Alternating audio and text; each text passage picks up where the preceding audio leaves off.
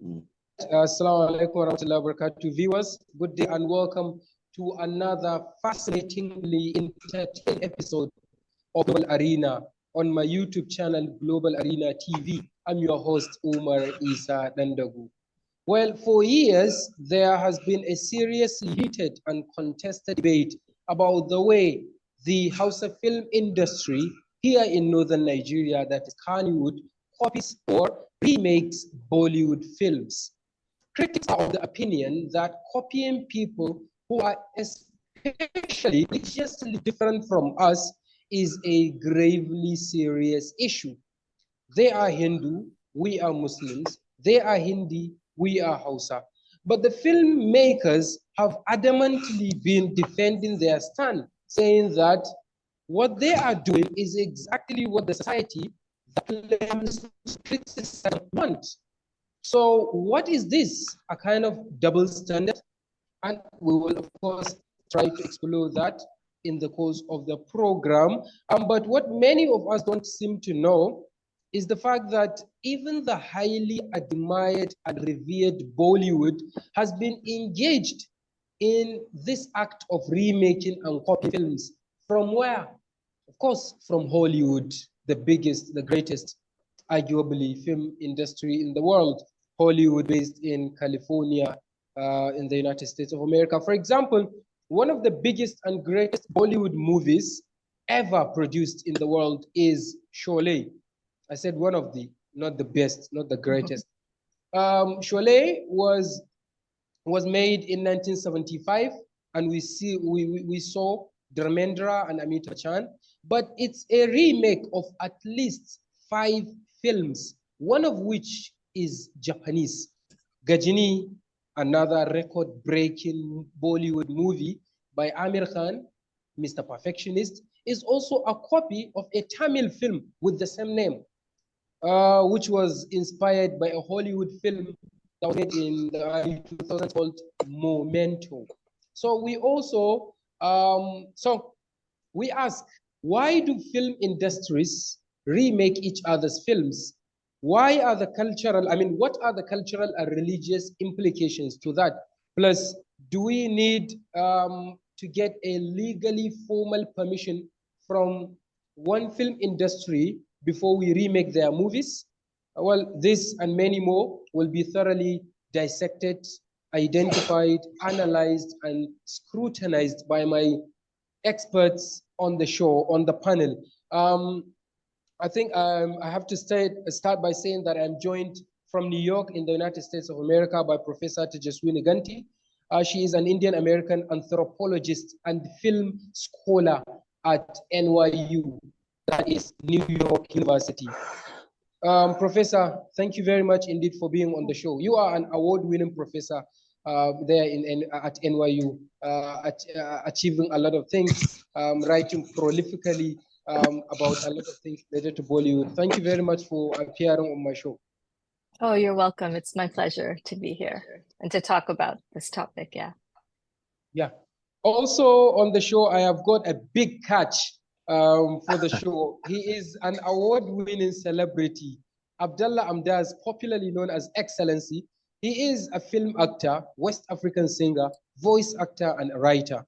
He has appeared in multiple Kannywood and Nollywood movies, such as In Search of the King, Wills of the Gods, in between, Hijacked 93, which was recently filmed and shot, and also will appear among others. He won the West African Award with the movie In Search of the King, which was the first Hausa English movie that was made on here in Kano State, Nigeria.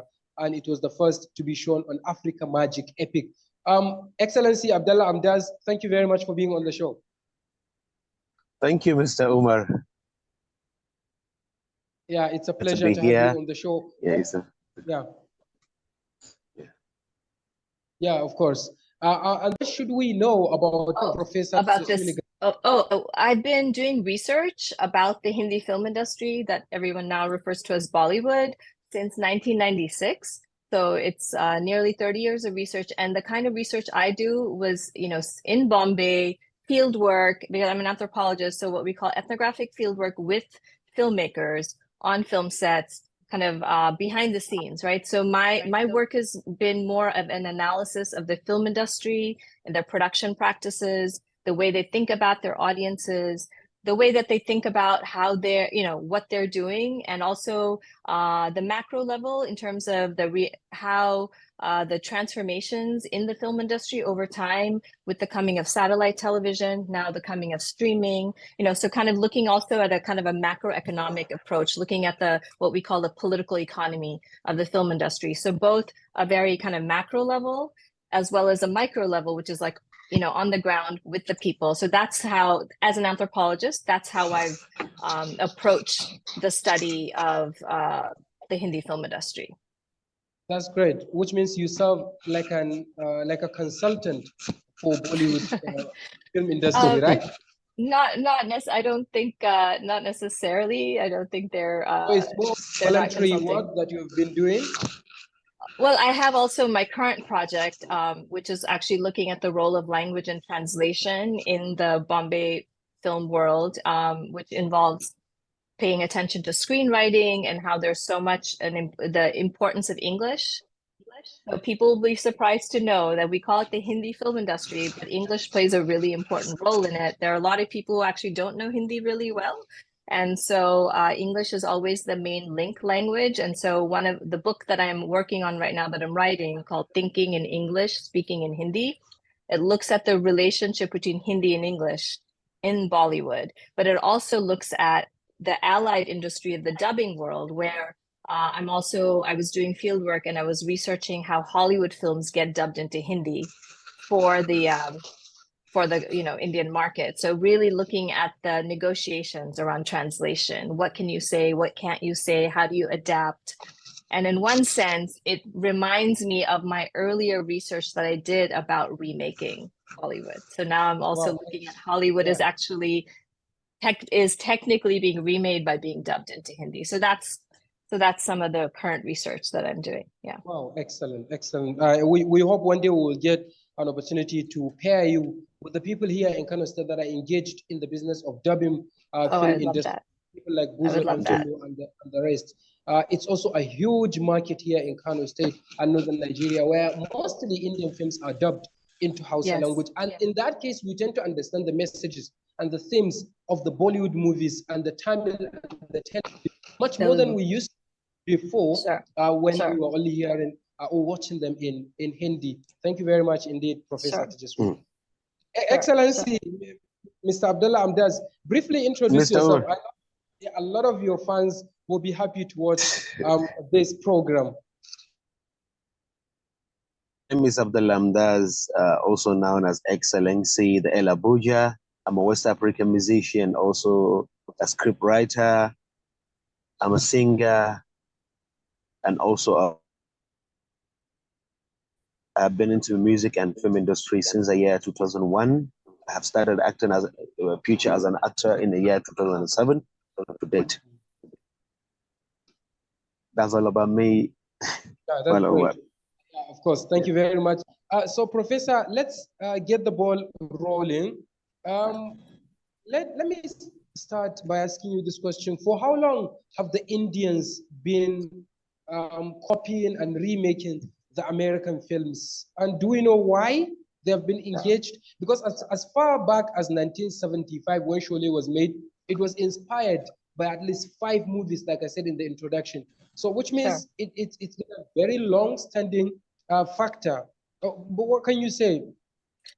Sure. Let me preface my comments with saying, just generally, if one looks at the history of cinema is a global medium, and one will actually find instances of films from different industries actually adapting and remaking from other, so like Hollywood has been doing, there's many French films that Hollywood has, remade over the years, and then, Hong Kong films have often been, the inspiration for gangster films. And, so I would say that it's not actually unique to any one industry, that all film industries kind of engage in being inspired by narratives and stories from other places. Like, you mentioned, the Japanese, I think when you were talking about Sholay being inspired, you were talking about Akira Kurosawa's Seven Samurai, which became the basis. Many Hollywood Western films were also inspired by the Seven Samurai. So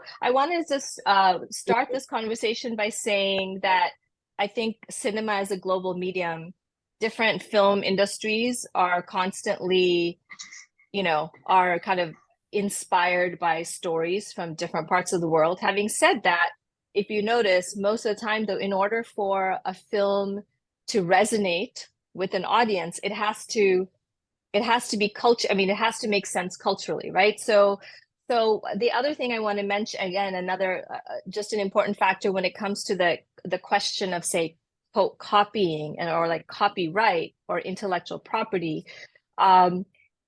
Indian copyright law protects the expression of an idea, not the idea itself, right? So because it means a lot of people can have the same idea.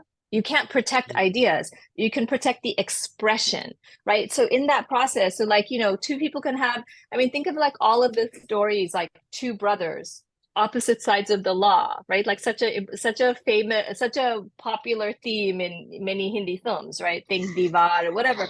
So like, but it's like how you've executed that is what can be protected, not like the basic point of like two brothers on opposite sides of the law. Like, that's an idea, but the expression of that's so what that means is in the past, and I mean, I'll be honest, there are Hindi filmmakers who were blatant in the way they were they will say they were inspired, and other people will say they copied. They're pretty blatant. But the problem is that because once you think about, and I've written about this, what I call the process of Indianizing a Hollywood film. Once you add songs, once you expand the film to be longer to fit the kind of narrative expectations of an Indian audience, right? You want the family relationships, you want the subplot. Once you do that, it's hard to say like this was a film that was an exact copy of something, right? So already in that process, you've already transformed the film to fit in to the narrative and genre and aesthetic conventions of, like, say, local filmmaking, right? So that's one thing. The other thing I do want to say, and there are there are some, like, for example, Frank Capra's 1935 film, It Happened One Night, did get remade into a Hindi film that came in the 1950s. So much, a Hindi film with Raj Kapoor and Nargis called Chori Chori. So it actually does go back to the 50s. You'll see examples of, like, Billy Wilder's film, Some Like It Hot, that's from like the 1950s, gets remade in the 1970s into a Hindi film called Rafu Chakkar. But you see the time lag. There's a big, so a film from the 30s, you see it made, you see like, oh, it's similar. I mean, again, similar in the sense, the basic plot. It's usually the basic plot that will be similar. It won't necessarily be the entire screenplay. It's often like the kernel of the plot. But you see the time, like something from the 30s made into the 50s, something from the 50s made into the 70s, right? So it's been a long-standing practice, but what has been more common in the Indian context is that because there's different film industries, right? Different languages. So remakes between, so Hindi film remakes of South Indian films. You mentioned Gajni, right? Gajni was a remake of a Tamil film, which was like you can say it's a quote, a remake of that American film. But even earlier, you had a lot of interaction. So South Indian films being remade in Hindi, Hindi films being remade in Tamil and Telugu, Marathi films being remade, so like across the different languages of India, that has actually been more of a prevalent practice than, say, the remaking of Hollywood. But the thing about the remaking of Hollywood, it definitely, so once filmmakers have access to cinema, to global cinema because of video and DVDs, one, it's easier to have access to all of these different stories, but it's also then easier for journalists and critics to be like, oh, that was a copy of that, right? Because, and one of the things I want to point out is that journalists and critics loved to play gotcha with Hindi filmmakers, right? They were always like, oh, that film was a copy. And, you know, and I remember the big discussion of the Shah Rukh Khan film Dud that came out in 1993. Yeah, I know the film. Yeah. So everyone's like, oh, it's Cape Fear. And I was like, I've seen Cape Fear and I've seen Dud. And I was like, I don't see any connection, except that in the end, there's a scene where Shah Rukh Khan is on a boat and it's like a, you know, and like there's a fight scene. I'm like, that cannot make it seem like that was a remake of that or a copy of that film, right? So I feel like the Indian journalistic, you know, the media used to kind of, because it was like part of it's, if you think about it, it's part of the journalist's own way of showing how he or she were so cosmopolitan and worldly, because they could say like, aha, I know the originals. Right, as a way of showing off their film knowledge compared to like the rest of us, you know, just regular audiences. So I feel like there was a little bit of that going on, much more, you know, because you know, living in America, I'm like, I've seen, quote, the American film that was the cop, you know, the whatever. I was like, and I'm seeing them, I'm like, I don't actually see the connections, right? So there's that. Having said that, I've also, during fieldwork, I have seen filmmakers blatantly watching a DVD and saying, okay, this is how we're going to like now remake it. So I've seen that. I've seen people watching DVDs. And the one thing I do want to say is that within the industry, it's not a practice that people necessarily condone. It's always criticized. Right. So people would be always a way of criticizing other. Oh, all they're doing is copying.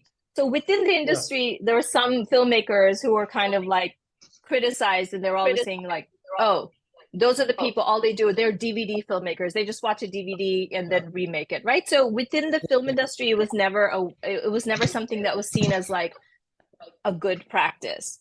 But one of the things I want to mention, but now things have changed because there is greater integration between Hollywood and Bollywood after since 2005 onwards, because, you know, Disney started producing Hindi films, Fox, 20th Century Fox, which like Foxstar, you know, because you actually have Hollywood companies that are involved in the production of Hindi films. You know what now is happening? Now you actually have official remakes. Right?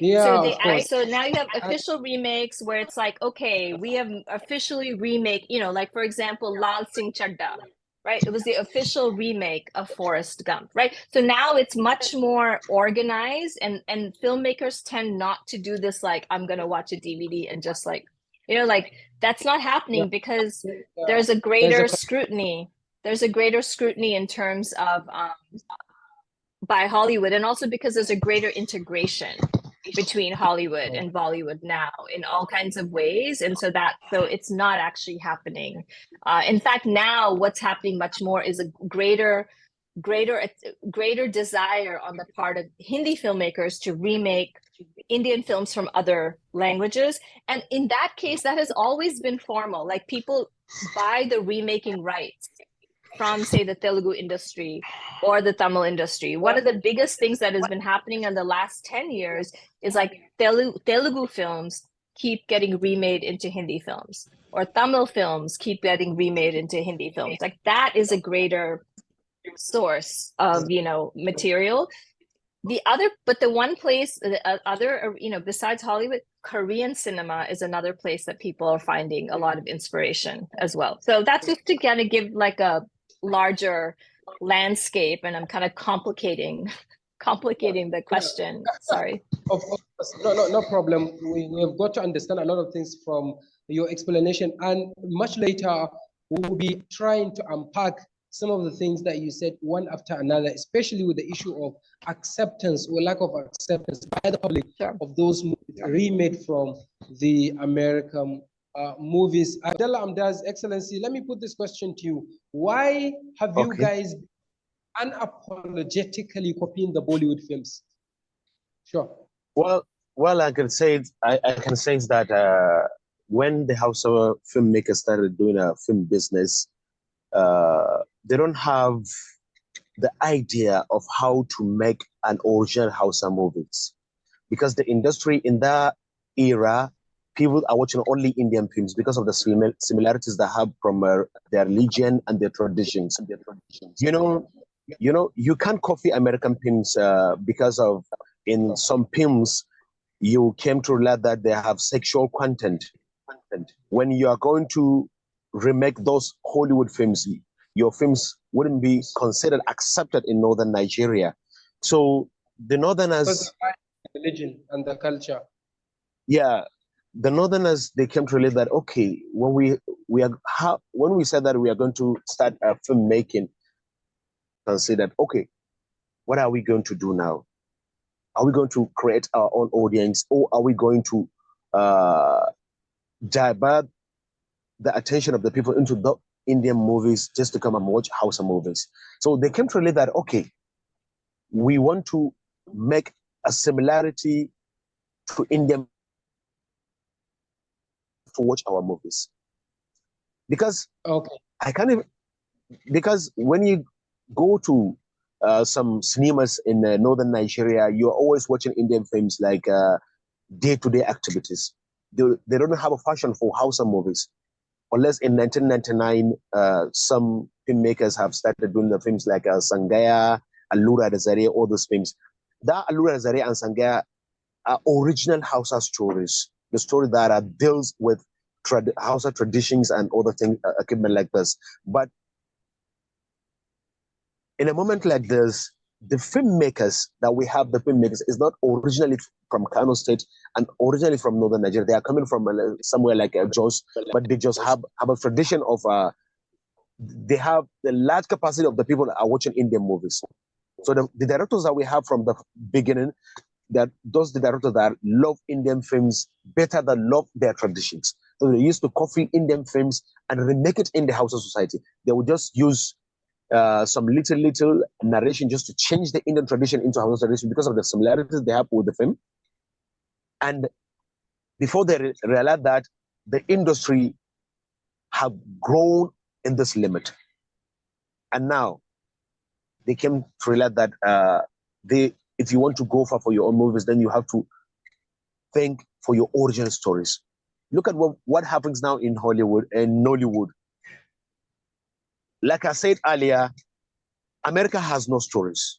Hollywood has no stories. Most of the what stories. Do you mean? What do you mean by Hollywood has no stories? I have a reason. Okay.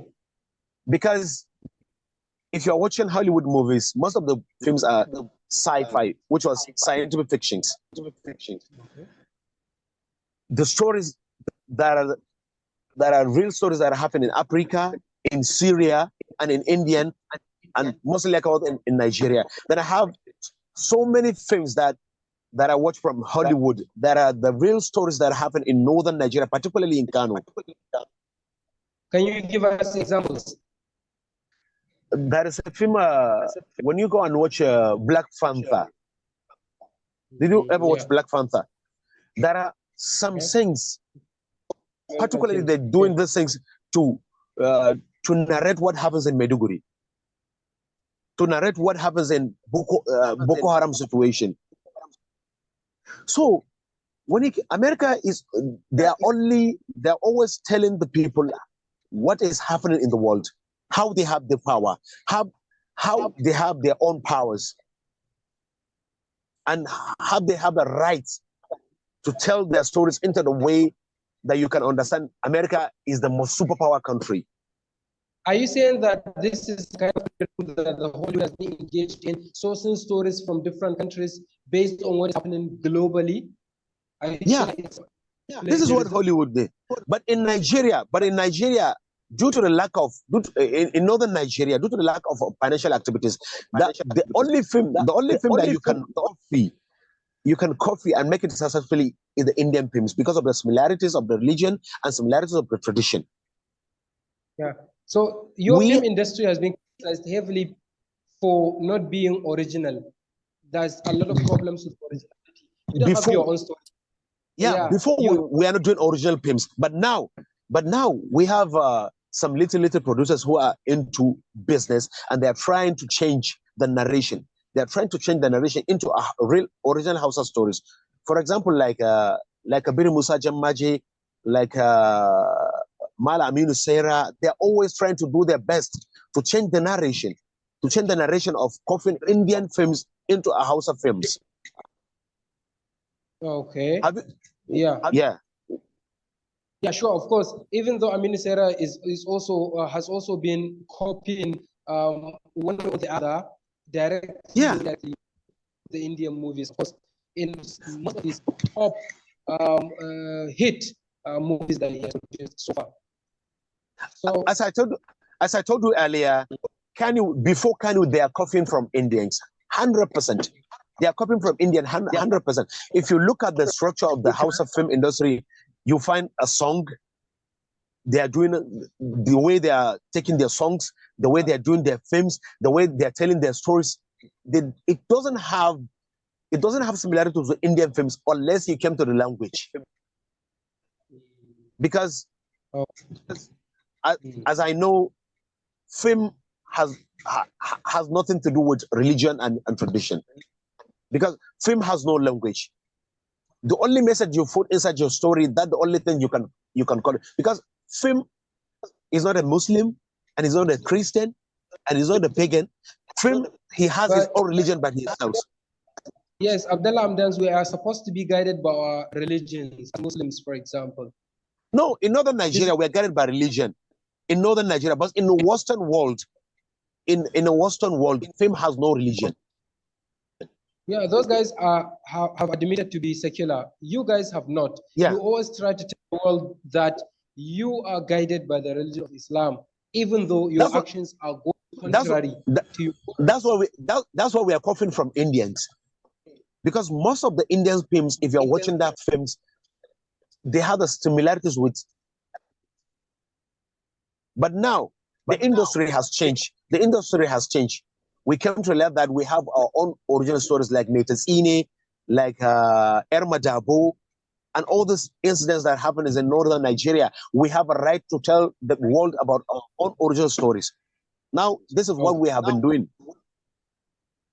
That's great. Of course, I will come back to you. Yeah. You want to make another point? No, you can proceed. Yeah, of course. I'll come back to you. Let's get to ask Dr. Ashiru.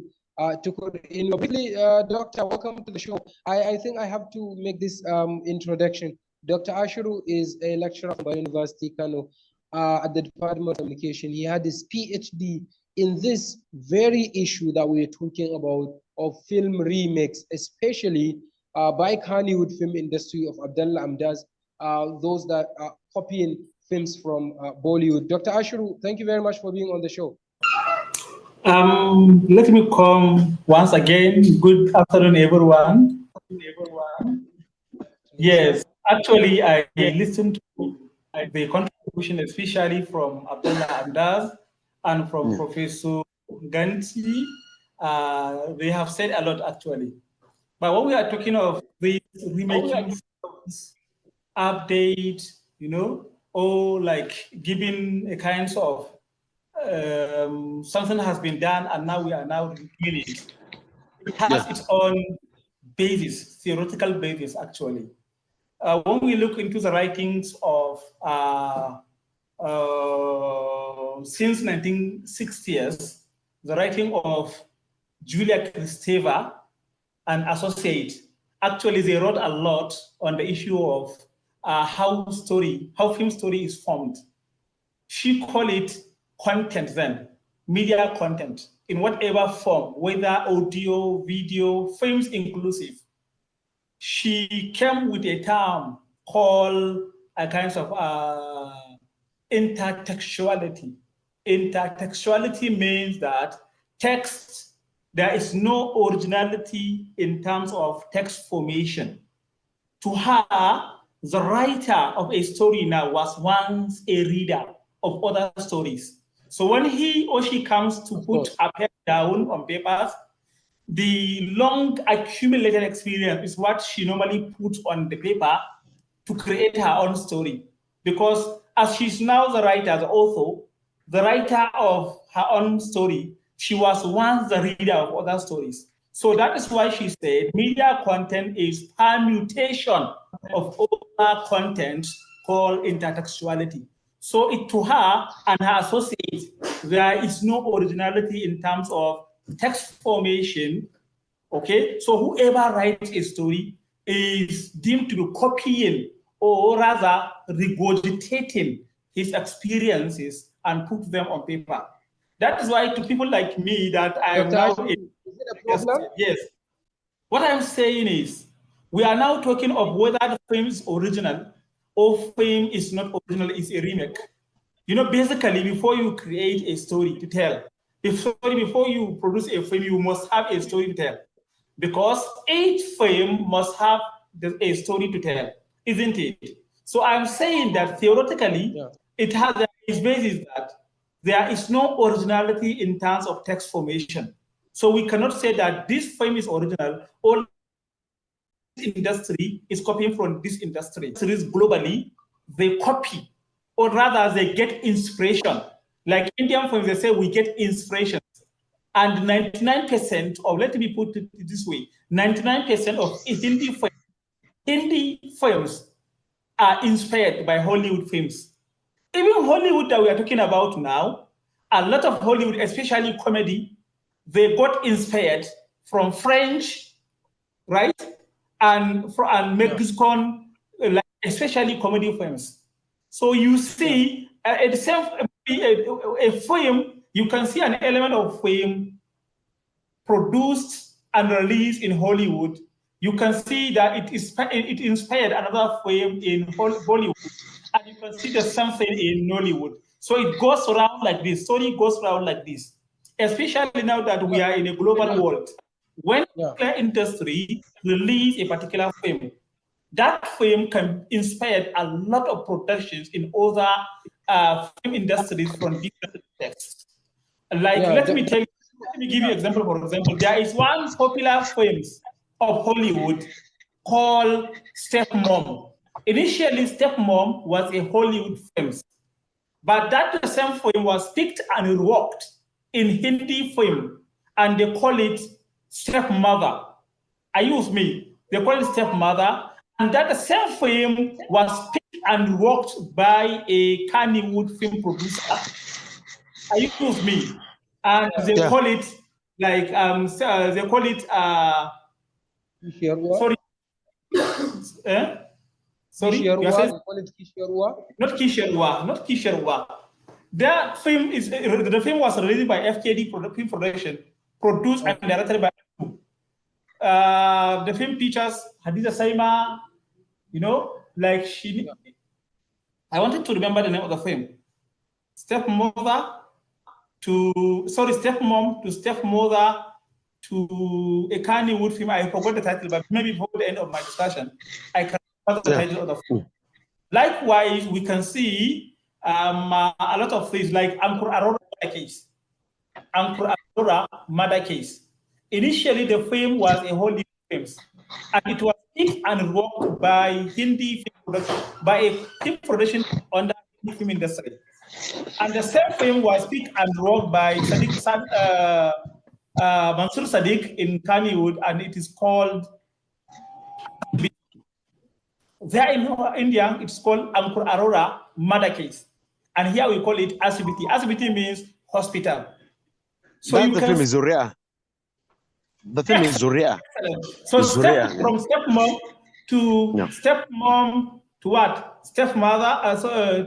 From step to stepmother to what? Zuria. Zuria means family. Actually, it wasn't stepmother. It was we are family. That's the Hindi version. We are family. Stepmom to we are family and to Zuria. You understand? So you can see, and each of likewise the while Amdaz was talking about, like, film doesn't have religion. It doesn't have socio-cultural, something like that. I can say to some extent yes, and to some extent no, because you could see cultural influence and the cultural antecedent in both films. While the film was produced on Hollywood as Stepmom, it takes the coloration of the society that European context. While was produced in Hollywood, it was what we call Hindianized or Indianized. They call it Indianized because mostly Indians, when they take a story, they put three things. I know Professor is in the better position to say this. They think that they normally put three things. First, they put what is called emotion. Emotion like attaching families, children, or whatever to the major actor. Number two, they call it what they do. They put like entertainment functions like singing and dancing, and totally they rework it to fit into Indian context. They call it Indianization of that particular story. So that is why the story is picked from Hollywood. When it is produced in India, it will look exactly like an Indian film. That is why they don't call it inspiration. You understand? Okay. So the issue is mostly when that same film is sorry. In that case, there is no issue of copyright violation. The issue is when you are talking about copyright, the person that will claim that his work has been picked and used on an unauthorized way must claim originality in Nigerian law. So can person claim originality? When we go back to that theory, Julia Kristeva said there is no issue of originality in terms of text formation. Are you with me? Let me not forget to ask Professor Tejaswini Ganti. Yeah, that was, yeah. Okay. Professor Tejaswini Ganti, just come in, please. The issue of no originality or not having originality, does it apply in India and in the United States? What does the law say, for example, or what do the laws say in both the US and in India? Well, like I had mentioned, in the Indian context, you know, the expression of an idea is protected. The idea itself is not protected because many people can have the same idea. So it's really how it's executed in the expression. So that's how, in the past, when there have been some lawsuits brought against Hindi filmmakers by Hollywood, they haven't been able to win those cases. But what's interesting, so back to this, I think there's two ways of thinking about originality. One is exactly how Dr. Inuwa mentioned it, which is that, you know, that it's, you know, one can say that like narratives and stories, the intertextuality is there because even before cinema, if you think of some of the early films, they're actually based on like earlier stories, whether they're folk tales or fairy tales. In the Indian context, the first films were based on mythological story, right? So there's always, you know, it's like an ocean of stories feeding into one another. Having said that, where originality matters is in these ideas, when you start to make creativity, which is a very vague, ambiguous concept, but when you try to make creativity into property, right? So the whole idea of intellectual property, when you are monetizing, when you're making it into a commodity. And so that's where I think Hollywood especially has created kind of a legal economic regime where it really tries to protect, right? It tries to protect the ideas and say, I mean, look at Disney. They go after even teenagers who may want to do something about Mickey Mouse, right? Like they are so vigilant because they're like, this is our idea. No one else can like do anything with it, right? So like Hollywood has a very, very restrictive notion of originality, and they definitely think it's like, we made this and how dare anybody else try to make money from it, right? Right? I feel like in the Indian context and in the Nigerian context, what you hear, it's like, because I think, and maybe this goes back to Excellency's points about like, what are the story? Is that, you know, in context where there's deep traditions of oral traditions, storytelling, all of that, I think there's a different way of thinking about narrative. So that in many times, many Indian filmmakers used to say to me, well, all stories basically come from the Ramayana and the Mahabharata, which are the two big Hindu epics. Like every story is basically some version of that, which is, you know, I mean, that's not true, but it's that notion that, you know, like stories, you know, these stories just keep getting like recycled in new ways and put into new format. You know, that's one idea. Having said that, there are plenty of people in India too who do want to say like, okay, we have created this story. I mean, so now there's a greater attention to trying to also say, for example, screenwriters trying to protect their, I mean, and that's, I think, an important case, screenwriters trying to protect their ideas from being stolen from other people so that they, you know, because it's all about the economics, right? It's like, so I think the question of originality really comes to bear when money is involved, right? When we're talking about relation to the idea of intellectual property, that's why it gets so heated. That's why it becomes controversial. It's because it's like, is someone else benefiting from the circulation of quote my idea, right? I mean, I think that's why I think we're even having this conversation in one sense, like why it's an issue. So I think there's two ways of thinking about. Sorry. Yeah, I'm sorry to cut you off. Yeah, in the course of my introduction, I put a question out there saying that does one film industry have to seek a formal legal permission from another one before it remakes that? For example, before Sholay was made, did the director and the producer, the CP family, had to go and seek for the permission? No, I think it's Sholay because it was like a hybrid of so many different inspirations. Like you can't pinpoint. I mean, yes, Seven Samurai.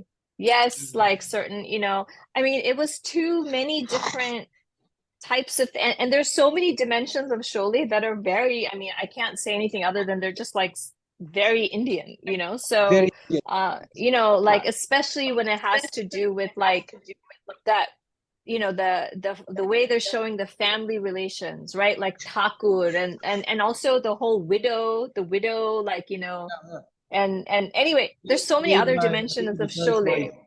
Right. So I feel like Sholay is not a good, because it's definitely, and you know, if you read interviews with the screenwriters, Salim Khan and Javed Akhtar, they'll talk about their own kind of, you know, Gabbar Singh was kind of in their mind, like inspired by Che Guevara, the way he looked, you know, and of course, you know, so I think Sholay is too much of a, it's kind of a classic text that obviously is a good example of what Dr. Inuwa mentioned, that, you know, when you're creating a text, you're informed by so many, you know, influences.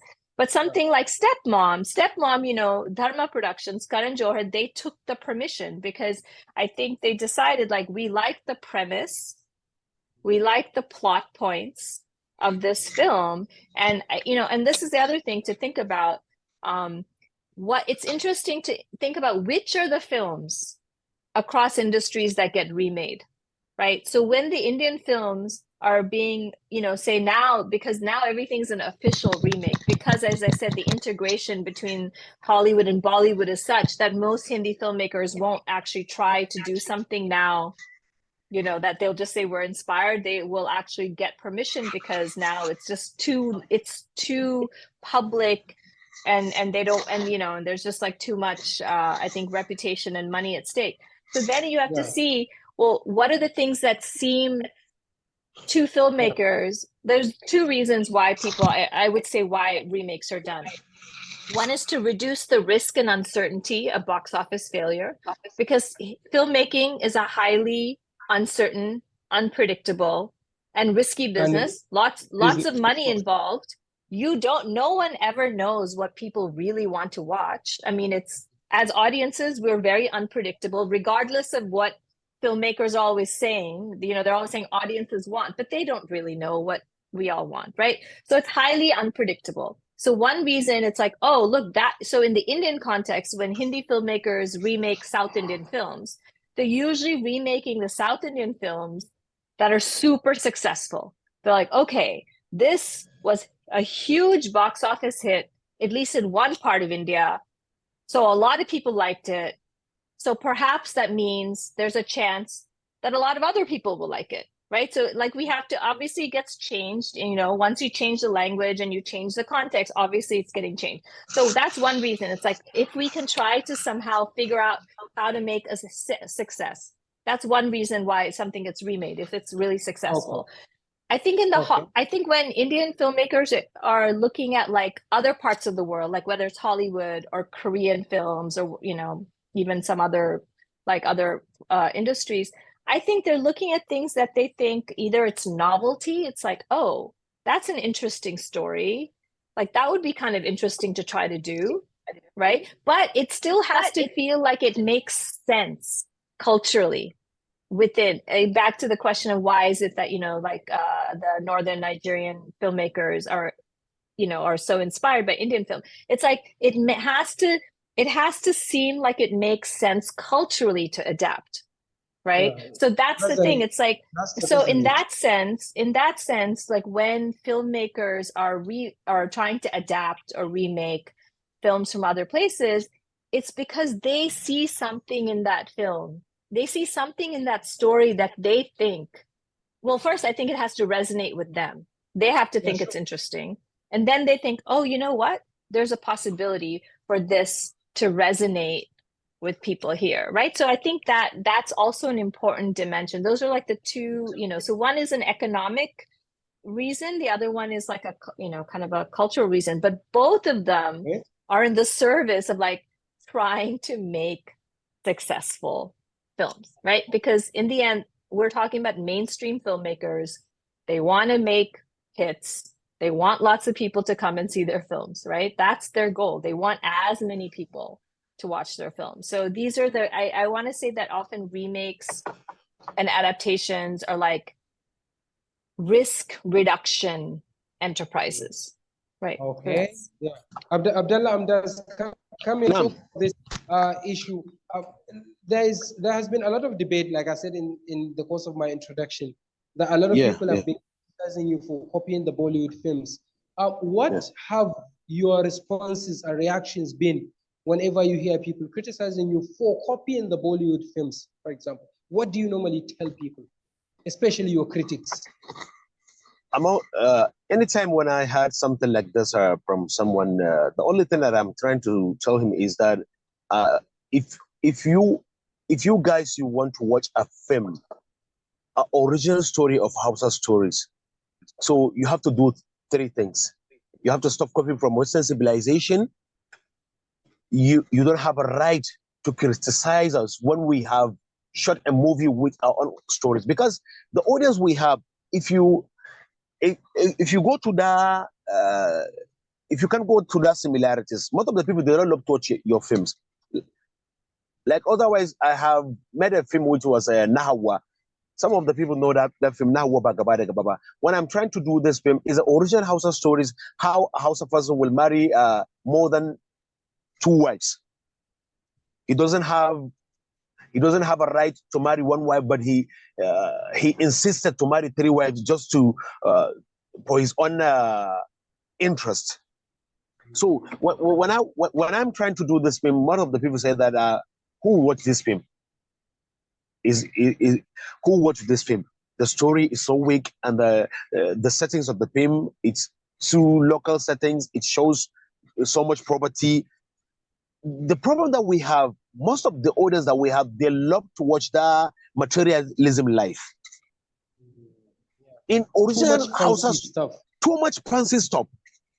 In original Hausa story, you can't even find those stuff inside the original Hausa stories, because the story that we are dealing with, it happens in rural areas, just rural migrations.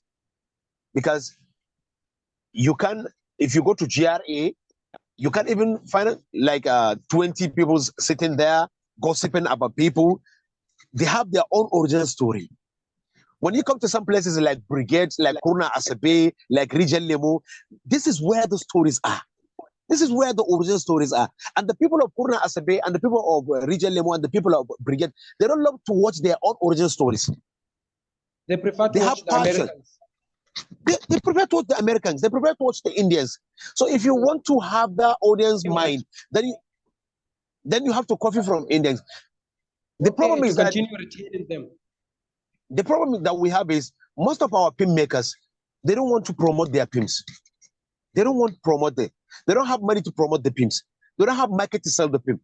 That's why they are copying from Indians, because if people, some of the people watch Indians and they don't understand what the Indians are saying. When they come to watch the Hausa films, they will understand what the Indian stories are. In that cases, the film makers that we have from the beginning in northern Nigeria are the fans of Indian movies. They are doing, they have become an actors, they have become a producers or directors because of the love they have for Indian films. They don't have passion for Hausa stories. Are you now criticizing them? Are you criticizing them or praising them? No, I'm criticizing them. For putting you on the path that you are now on. So you are criticizing them for helping you become famous, right? Yes or no? Try to understand that they have done their job. But if you want to criticize someone about what he's doing bad, then you have to show him a way that he changed the narrative to be see him. As I said it earlier, Hausa film industry, they didn't have their own original audience. Yeah. They're getting their audience from Indians, from Hollywood, because if you remember that in NTA and the CTB, they only have a time for Indian shows. So are you trying to change the narrative? Are you, Abdallah Amdaz, Excellency, trying personally to change the narrative since you are sick and tired of it? Yeah, I'm trying. When you're going and watching my music, all of my musics are into Hausa traditions. Watching my music, you will see that. When you're watching my movies, you will see that, like Nahawa, like Takanasta Kano, all of my movies, I'm writing original Hausa stories because I would love to tell them what we Hausa people, we have our own original story. We Hausa people, we have something to say. Because but we see I'm not happy. And dancing with ladies, which is not Hausa culture in your videos. It's there on YouTube, your channel, Abdallah Amdaz. We see you singing and dancing, which is not Hausa culture. No. When you go there, inside my music are original Hausa Oroso. Did you know Oroso? Oroso, yeah, I know Oroso. It's an original Hausa dance. So there is no single song you will find it on my music. Try to imitate what the Americans or the Indians are doing. I'm not criticizing Indians, I'm not criticizing Americans because they are telling their own original stories. They are not to blame. They are not to blame. We are to blame. We forgot our traditions. We forgot our cultures. We forgot our way to tell the world that we have a story. We have something to say. We are coming from someone. That's why our films are not going far. That's why our films are not considered. But thank God now we have a link with Nollywood. When the Nollywood comes, they were trying to change the narration into original African stories. This is now what we are doing. Okay. Original African stories. Okay, even though Nollywood has its own share of criticism, I would like Dr. Ashiru to come in because I can see him smiling and nodding. But one more thing briefly, Abdallah Amdaz, is that Nollywood films are, well, entirely contrary to the culture of Hausa people and the religion of Islam. And you people, especially those people like you and Alinu, who have very good English, who have very good command of the English language, have been employed and participating there. Do you normally participate in whatever they are doing, the kissing, the hugging, and the touching of ladies, which is contrary to Islam? That? No, to me, if somebody hired me for a movie, he said that I want you to be featured in my film, then the first thing that I'm going to do is I'm collecting the script, reading the script. If there is anything against my religion, I can go for it. I have lost so many jobs because of this. I have lost a lot because I have my own fashion. I have my own life. I can go for Alinu's life or Sandanja's life or Yakub Muhammad's life because I have my right to be the way I want to be. So therefore, if somebody wants me to be in his film, then I have to read the story. I have to agree with the terms before I have started the film, because I don't see it immoral to kiss and hugging inside the media, because I have a family. I have a family. my family will feel bad because of my religion. That's why, in the first place, I said that film has no religion. It only has the religion when you put the message you want to put inside your movie. If you want to Islamatize your film, you Islamatize your film. If you want to do something to a film, you do it the way you want to see your film. So to me, you have to think about yourself before you go for somebody's life. Okay, I'm Hausa persons. What we have our own tradition. So I want the world to know that there are some people called Hausa people in northern Nigeria. I want the people to think about Hausa people. They have something to say. That's why if you're looking to my music, you see a lot of my music.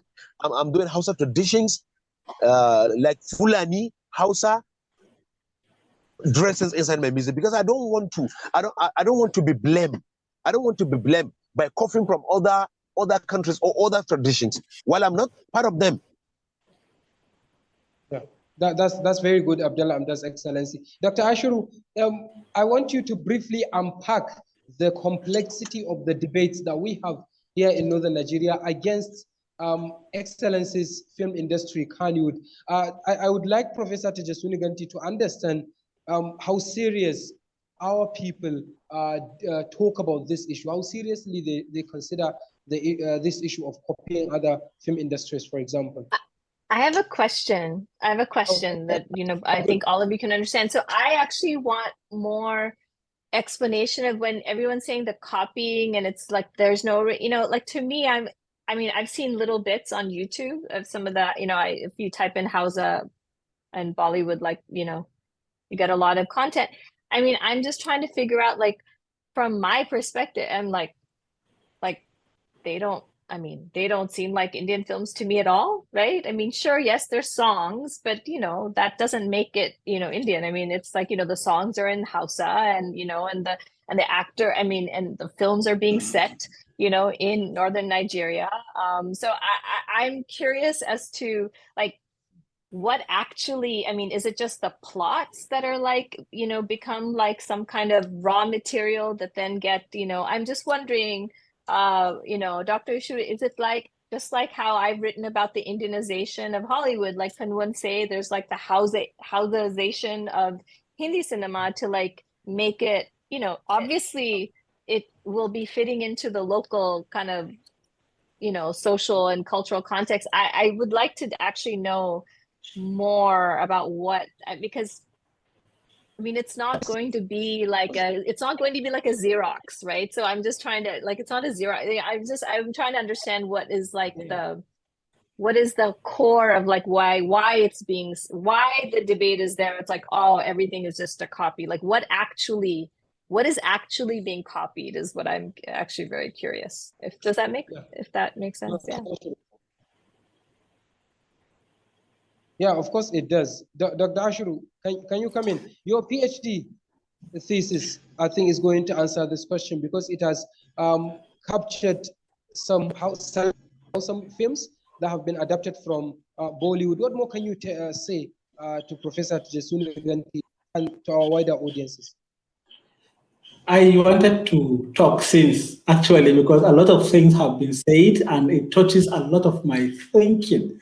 Let me touch from the earlier discussions made by Professor on why particular Hindi films remake, especially cross-cultural film remakes. To begin with, Hausa context, or let's say Hausa films that are popularly known as Kannywood films today, was actually the product of then 1970s, 1980s cinema goers. People that go into cinema, and by then they were only exposed to Hindi films smuggled into the country by Lebanese business people, that they normally smuggle, sometimes even pirated Hindi films and show those films in cinemas, especially in northern Nigeria. That is why cinema goers, as was then, become very popular, very familiar with Hindi films, to the extent that they could even name themselves with Hindi names. Like you see a Hausa man called Ranjit, Mugyambo, Dracula, Kadir Khan, other names like that. So that is why once those cinema goers were into their own production, so they produce films, not Hindi films actually, but they produce film that has melody, that by nature looks like the style or takes the style of Hollywood, Nollywood, what do you call it, Bollywood films. Bollywood. But I'm still insisting, please, that the issue of originality. This one owns original story, this one owns pirated story or copying story. It's not an issue as far as film studies or film making is concerned. People are actually everywhere, every part of the world, every industry, they get kind of exposed to some certain productions and they got inspired by those productions.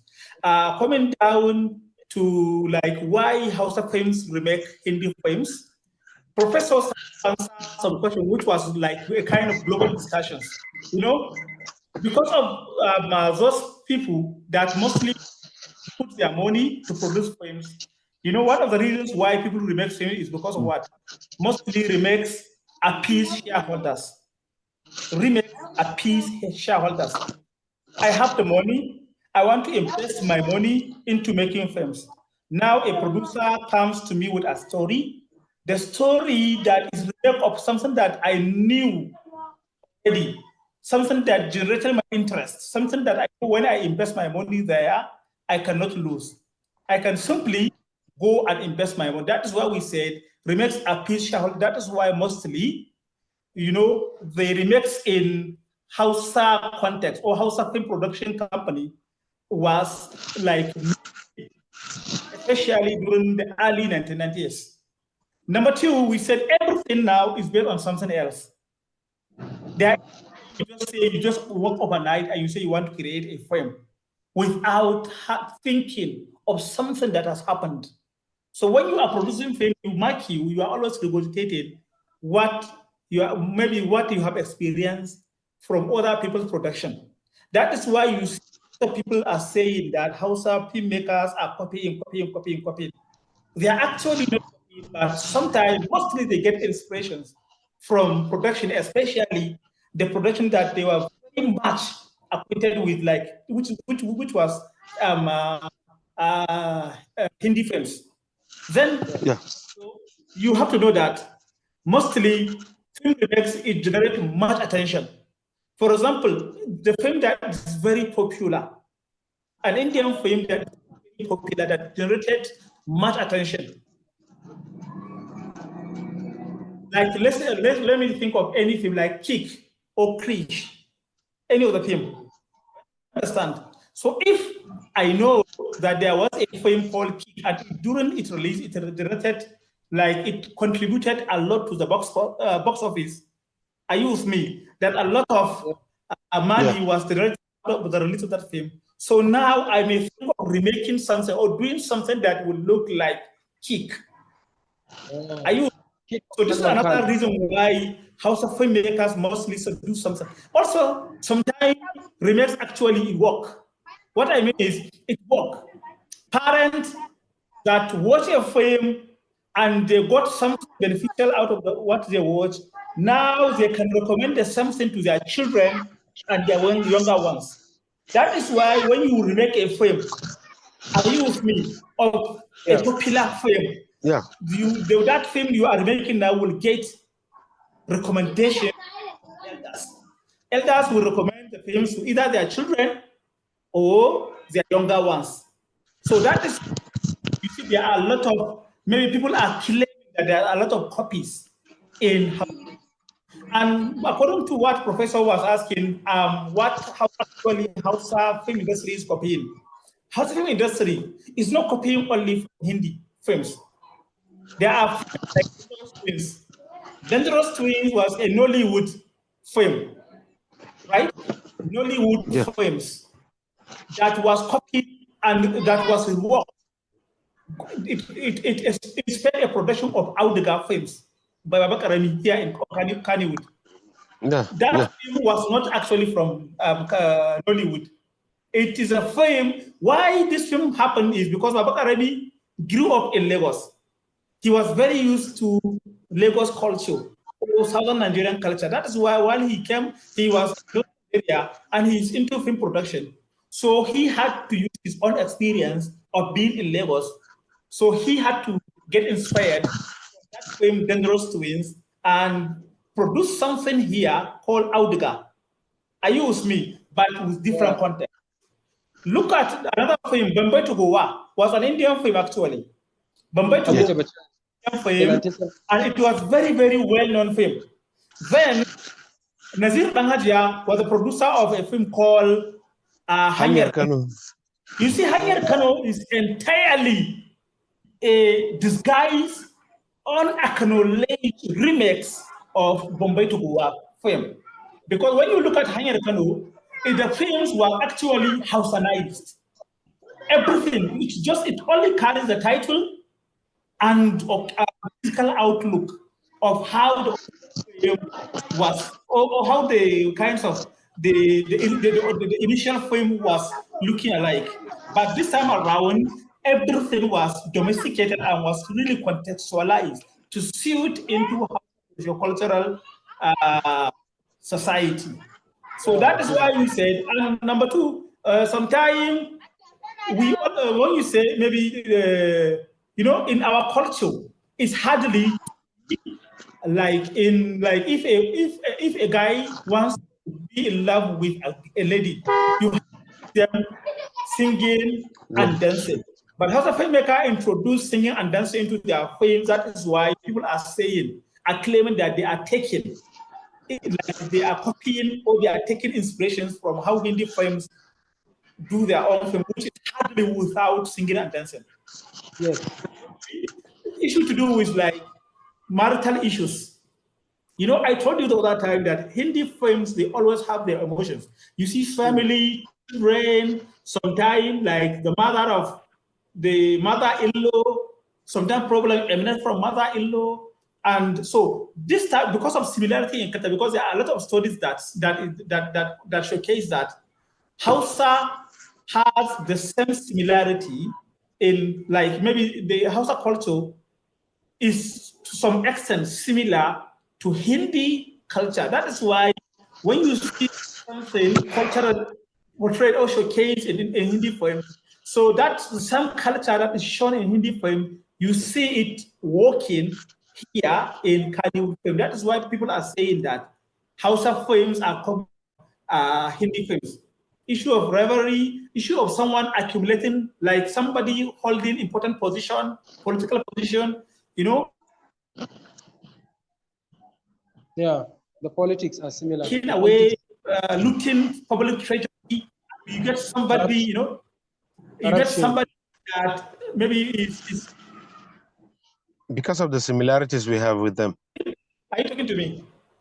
Yeah. Yes. So because of the similarity we have, that's why we are saying that we are copying Hindi directly. But actually, look at the films now, especially with this series and serial film that the industry, the kind of industry is making. The stories that are deviating from actually what is showcased in Hindi films are now being seen in Kannywood films. So we now, maybe a lot of that, even the popular discussion that Hausa films are now copying Indians, now it's minimal. A lot of story now are geared towards like showcasing what is actually happening in Hausa society. Yeah. Yeah, that's very good and Thank you. Comprehensive. Professor, I hope you've got to learn something out of Dr. Ashiru his statements. So briefly, we are running out of time. I think we should close in the next 5 to 7 minutes. Professor, briefly, what can you say about the reactions of the Indians when they see Indian movies adapted from Hollywood? What do they normally say? Do they criticize it as we normally heavily criticize our own film industries? Or they say, oh, this is a welcome development. We accept it. We embrace it. Let's go. This is the trend. Let's go for it. Oh no, it's usually criticized. That's as I was mentioning earlier, it's highly like most of the time. So you have to realize that there's a lot of self-criticism within the industry. Like filmmakers are very critical of their industry, maybe not of themselves, but of the other people in the industry. And then audiences, like journalists, critics, just audiences are often highly critical of Bollywood as well. So like it's everybody likes to criticize Bollywood. It's like everybody's favorite whipping boy, as they say. So most of the time the self-perception is that, all we do is copy, they're so original, which I think part of that to me is like a part of a kind of a colonized mindset, I think. Um, but interestingly, like when there are nowadays, the official remakes, what happens is then there's often like a kind of a comparison, right? So there's like, oh, why, so when Forrest Gump got remade into Lal Singh Chadda, a lot of people were like, oh, why did they remake it? What was what was the need? It doesn't make sense in Indian context, so it actually got a lot of criticism. So the interesting thing becomes is like when there's an official remake, then it gives people the license to like compare it directly, right?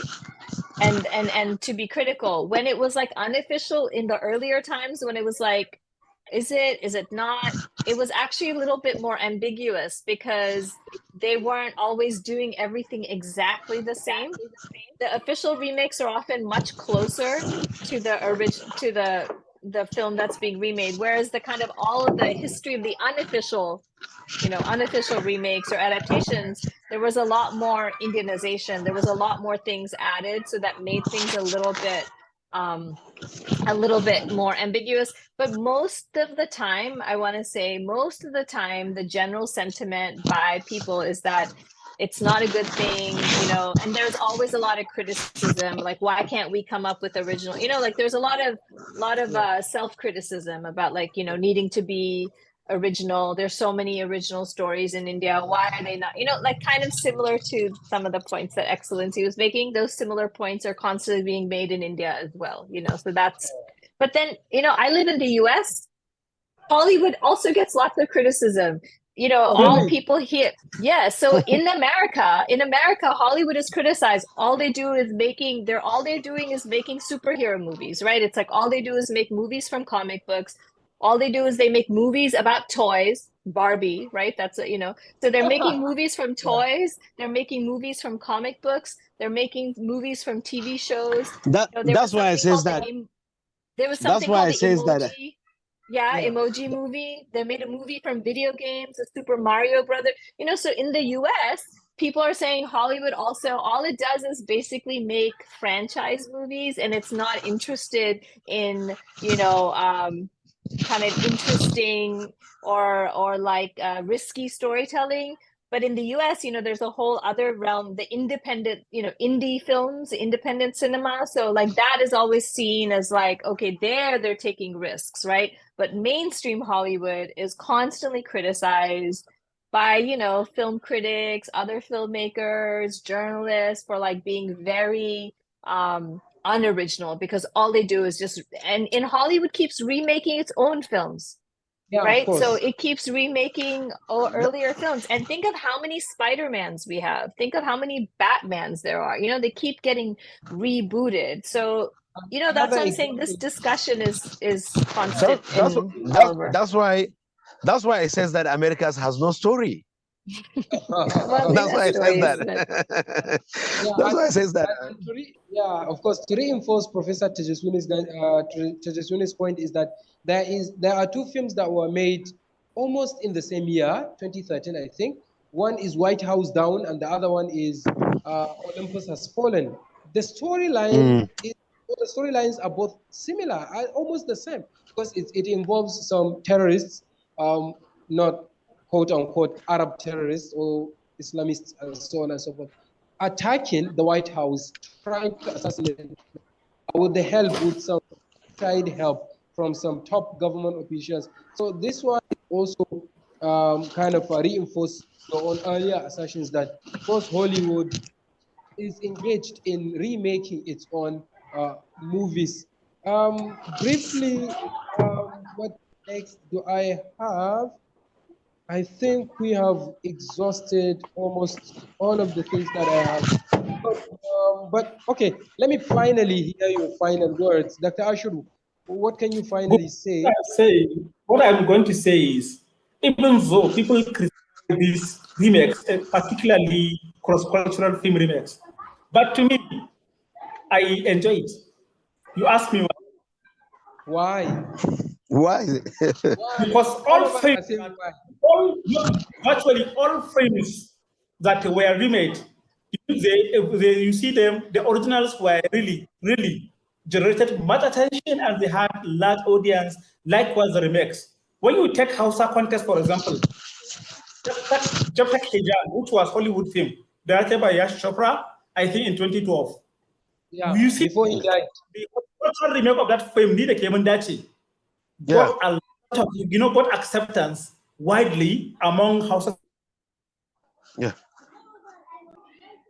film spectators. Likewise, it got a lot of audience. Look at Drisham, that Umar Sanda.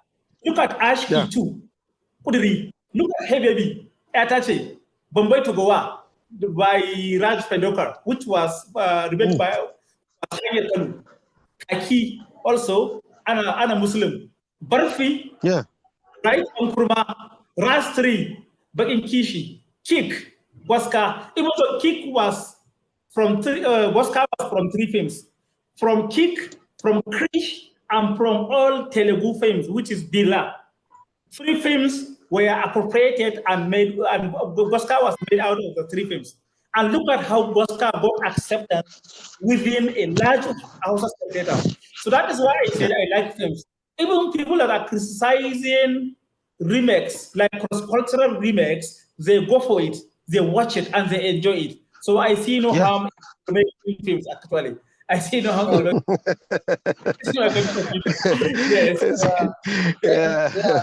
Professor has just notified us that Kick was a remake. That's what the lovelies of London that's what the lovelies of London from the network. Professor Tejaswini was saying that Kick was also a remake of a Telugu movie, right? Yeah, sure. So, okay, Abdallah, Amdaz, is there anything that we could have talked about which I forgot to ask you or slipped my mind? Your final word. My final was that the whole world is coughing from another one. The whole world is doing all these things. So it's up to you. It's up to you as an Kannywood actor or as a Nollywood actor to put your own origin story into something you inspired from another person. You inspire the idea from another person, then you have something to tell the world. Then you can mix it with your own tradition. That's how the whole world is. We are coughing from each other.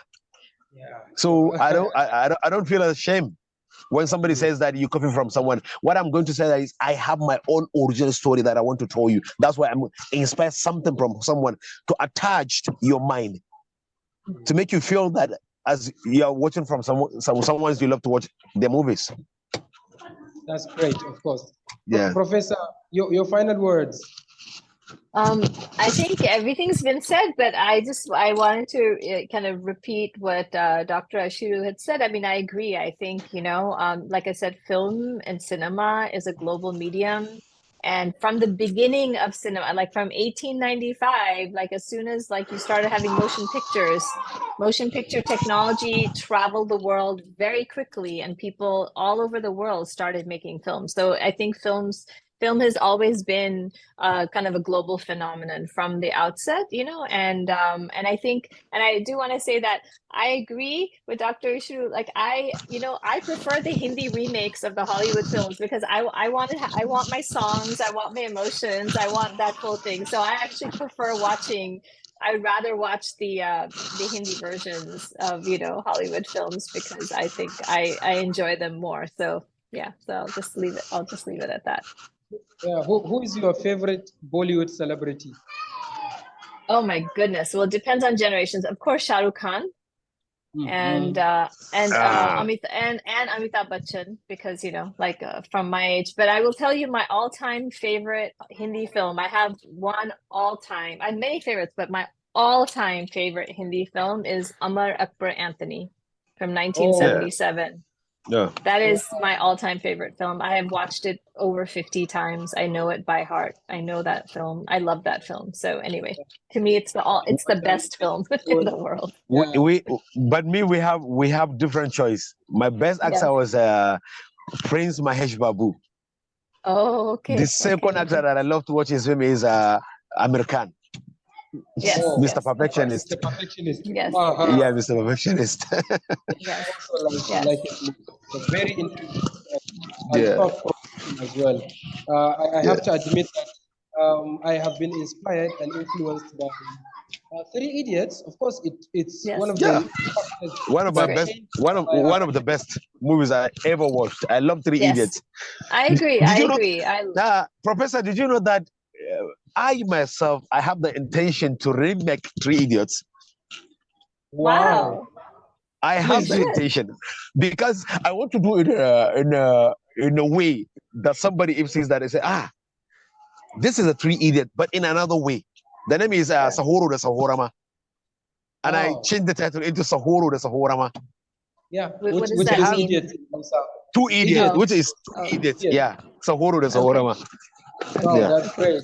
We're looking forward to seeing it. But I'm going to do the movie into English, not in Hausa. The title is Hausa. The title is Hausa title. While the film is the settings is Hausa settings, the traditions and everything is Hausa traditions. While settings and everything, while the language is English language. Yeah. But who are you targeting? Who are you targeting? I'm targeting a student. Which student? the Hausa student that we have the people that they are not appreciating Hausa tradition and culture. Those are coughing from Western world. That's who I'm targeting. I want them to know the original Hausa stories we have because they don't want to learn about Hausa stories. They think that when I speak Hausa, it's just like what should I put this word? It's a bit like Tankawi. Within is too local. It's too local when you speak Hausa. It's too like a villager. Learning from Hausa tradition and religion is more or less like you are not too civilized. So that's why I want to tell the stories about Sahorama, how the Sahorama started from Hausa tradition into America. Then I want to take Sahorama to America. But Abdul, one thing I want you to understand is, even the film you are talking about, right? Yeah. It is like you want to adapt a story from a book, popular book, Magana Jarich, which was initially from Arabic background, 1001 Nights, translated into Hausa by Imam. The Arabian Nights, story is not I don't understand the title of story. It goes in circular. You know one thing? That particular Arabic book, when it was translated and it was get into Hausa, then the same story of Hausa was picked and worked into English movie. Even the Arabic book was shot and been filmed by a Turkish movie industry. The film called Arabian Night. I have watched the film. I have watched the film. This interview is that ideas calculated, repeated, adapted, edited, whatever. For example, they remain the same, but only get modified and changed in one way or the other. I think this is the best takeaway we are going to get from this. Am I right? Yeah, you're right. Yeah, I think so. Yes. Yeah. So, but also, I think I was just say, I Professor. think one should also always interrogate the idea of originality. What does that actually even mean? Because it means different things in different contexts and in different industries. So like I think one should not use that term loosely, because I think it's a very loaded term. It has a lot of power, right? So the idea of originality holds a lot of power, but then one wants to actually investigate, you know, who benefits from that term, who benefits from that idea, who loses from that idea, right? So it's actually a very, in one sense, one can say it's a very political term. And so one shouldn't take it, one shouldn't think of it as just kind of a neutral, self-evident term. It's something that should be interrogated. And then, you know, one can actually learn a lot by trying to understand the very concept or idea or the history of the notion of originality when it comes to creative work. I would say that's also a larger takeaway. Yeah, you are right. Thank you very much indeed. Prof, individually, I will ask you this final question. Individually, Professor, what can you say about this show and the style of the questioning, the interviews, everything like? Well, I really enjoyed my interaction. It was really great meeting all of you, and I learned so much about, you know, how's the filmmaking and the context. So, and it was very lively. It was a very lively interaction. So, thank you so much. I really enjoyed this experience. Thank you for putting this together and inviting me. Of course, Ma. We hope when next we invite you to, you will be able to say yes. Thank you very much. Yeah, Dr. Ashiru, what can you say about this show? It was fantastic, actually. And I am really fascinated the way, you know, the contributions related, the discussion related, and a lot of angles that is touched. Even though, like, the meetings leaving me with, I have a lot to say, actually, because of time factor, we cannot continue. I cannot continue, maybe in another meeting. When we get the opportunity that when we get invited sometime, I know we have a lot to share on issue of like copying, you know, reworking, repeating, updating, and other things as such. And it was really fantastic having this discussion with at least a kind of film practitioner, Abdallah Amdaz, aka Excellency, and of course a professor that is into, you know, the field of kind of film studies. So I'm really happy and I enjoy the discussions. And generally, the discussion is fantastic. It's fine. All right, Excellency, what can you say about the show? Well, well, I can say that fantastic, superb, and it's amazing. When you send me a text message, I'll think that, what happens to Umar? What comes to his mind thinking that he want to do such kind of interviews like this? What I'm advising you is that I want you to take this interview to the great level. Start thinking about good content. In the next 1 year, I want to see this very program being a famous program in Northern Nigeria, because it's the only thing that discussing based on knowledge, based on tradition, based on culture, based on how the world it is. We have a lot of programs in Northern Nigeria. A lot of programs we have in Northern Nigeria. You will see Hadiza Gaboni doing all their own stuff, Arewas 24 doing all their own stuff, and other media stations, they are doing all their own stops. But what got me inspired with your program is it based on educationally, is based on how you could be someone one day. You're discussing with doctors, you're discussing with professors, you're discussing with highly profiled people. So your program is doing well. What I'm advising you is to take the program into the high level. I want you to get people notice your program so that students will benefit from it. Thank you, Excellency, and I hope you will help us sharing. Definitely, I will do that. I will do that, inshallah. I will do that, inshallah. It's a baby channel. I check. I have only 345 subscribers. And the channel has been there for 1 year. This August. You have one. So you have one. Yeah. Oh, thank you. Thank you very much. Then you have additional 1 subscriber here. Yeah, that's great. Thank you very much. Social media will be able to follow and subscribe. I will send you a link, inshallah, and a flyer for you Yeah. to share on your social media. Professor, Inshallah, inshallah. I also hope Professor will be able to help us with sharing to your students, especially when the program is out. After I finish editing it, I will send you a link. Go and Inshallah. share with your students and your family members as well. The Ashiru too, Inshallah. I hope you will share with your international students, both in Nigeria and in Uganda. I mentioned at the beginning that, of course, you're also teaching in Uganda. Okay. Especially Ugandan people, because they like Nigerian movies. Yeah. You know, my Ugandan students, they like Nigerian movies very much. Whenever I go there, they ask me, do you know this?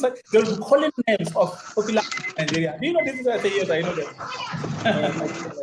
Excellent. Thank you very Mashallah. much. On behalf of Thank you very much. everyone that has contributed to the production of the show, I can't thank all of you enough. You have absolutely been hugely influential and contributory to my channel and my program. Professor Tejaswini Ganti from New York University.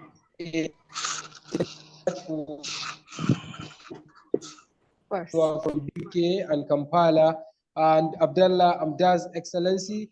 I wish all the best, all of you. Thank you for being on the show. On behalf of everyone that has contributed to the program, my name is Umar Isa. I'm saying goodbye and see you very soon.